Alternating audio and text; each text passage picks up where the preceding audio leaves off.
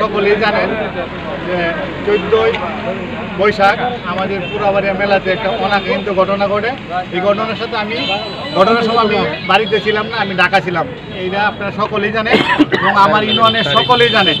আমি একটা গানের অনুষ্ঠান হয়েছিল, এই গান সম্বন্ধে আমি অবগত ছিলাম না। এলাকার কিছু ছেলেপেলের এই গানটা দিছে, গান দেওয়ার পর একটা অনাকাঙ্ক্ষিত ঘটনা ঘটে, একটা মার্ডার হয়েছে। এই মার্ডারে ষড়যন্ত্রমূলকভাবে আমাকে 1 নম্বর আসামি করা হয়েছে। এই মার্ডারের সাথে আমি কোনো সম্পৃক্ততা নাই এবং আমি মার্ডার সম্বন্ধে জানিও না। আমি ঢাকা ছিলাম, আমার ওই দিন প্রশাসনের সাথে আমার কথা হয়েছে ওই রাত্রে, তবু আমাকে 1 নম্বর আসামি দেওয়া হয়েছে। আচ্ছা, যাই হোক, আমার এলাকার মানুষ, আমার ইউনিয়নের মানুষ যেভাবে আমার জন্য নারী পুরুষ সম্মিলিতভাবে যেভাবে দোয়া করেছে, আমি সকলের দোয়ার বিনিময়ে আমি অতি অল্প সময়ে 7 দিনের মাথায় আমার জামিন হয়েছে। মার্ডার মামলা আসামি 7 দিনে জামিন হয় না।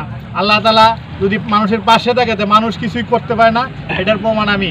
আর আপনারা জানেন যে এই মামলার সাথে বেশিরভাগ মানুষ এই মামলার সাথে জড়িত না।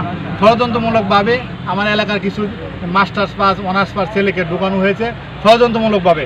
আর একটা বিভিন্ন গণমাধ্যমে এটা প্রচার করা হয়েছে যে এটা মিথ্যা মামলা। আর যারা অরিজিনাল আসামি, একটা আসামিও ধরা পড়ে নাই এই পর্যন্ত। আমাদেরকে হয়রানিমূলক ধরা হয়েছে এবং আমরা আইনের প্রতি শ্রদ্ধাশীল। এই জন্য আমি গত 1/7/2024 সালে কিশোরগঞ্জ বিজ্ঞ জজ আদালত আমি স্যালেন্ডার করেছি এবং আদালত আমাকে কারাগার দিয়েছে। আমি আপনাদের ভালোবাসা এবং আপনারা যে আমার জন্য যে ভালোবাসা দেখাচ্ছেন, অতি আগ্রহে আমার জন্য এভাবে অপেক্ষা করছেন, আপনাদেরকে আমি কিছুই দিতে পারবো না। আমি শুধু আমার ভালোবাসা ছাড়া আপনাদেরকে আর কিছুই দিতে পারবো না।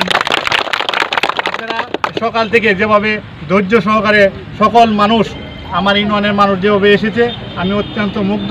আমি যদিও কারাবরণ করেছি, আমি এই মানুষের জনতার দল দেখে আমি আজকে এই কারাবরণ দুঃখ কষ্ট সকল কিছু বলে আমি আপনাদের সঙ্গে মিলেমিশে আগামী দিনে আবার কাজ করতে চাই এবং সকলকে ধন্যবাদ জানিয়ে আমি আমার সংক্ষিপ্ত বক্তব্য এখানে শেষ করছি।